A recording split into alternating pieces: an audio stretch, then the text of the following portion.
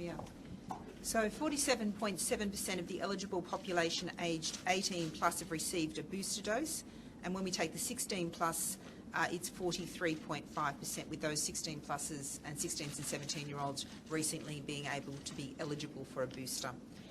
It is also pleasing to see that gradually our 12 to 15-year-old first dose and second dose is inching upwards, but clearly that's sitting at 83.4% for the first dose and 78.7% for the second dose, and we would like to see that increased, particularly as schools have gone back.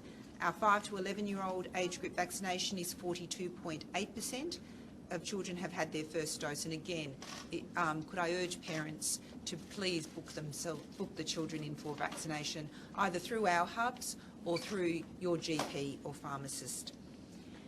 Overall, it is pleasing when we look at a variety of different sources of information that gives us a sense that we are slowing the spread and we are seeing a decline in transmission in the community.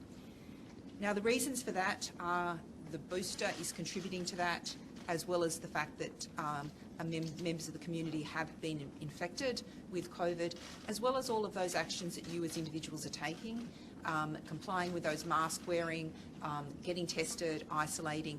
These are essential complements to the booster rollout in keeping the case numbers low, and can I thank the community for their efforts. So we currently have 2,321 people in hospital, including 147 in ICU, of whom 66 are ventilated. We've seen 7,893 positive test results returned, including 4,333 positive rapid antigen tests and 3,556 positive PCR tests.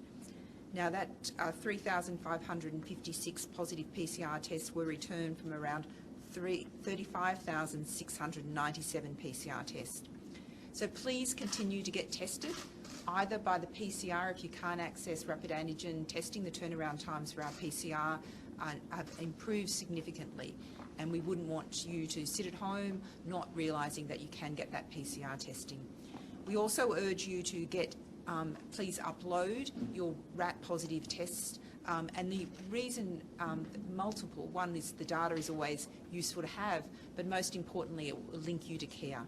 And we also remind that aged care, when an aged care resident gets a positive rapid antigen test, if the aged care residents can also upload, that will also connect them to care, in addition to the role of their GP in supporting them.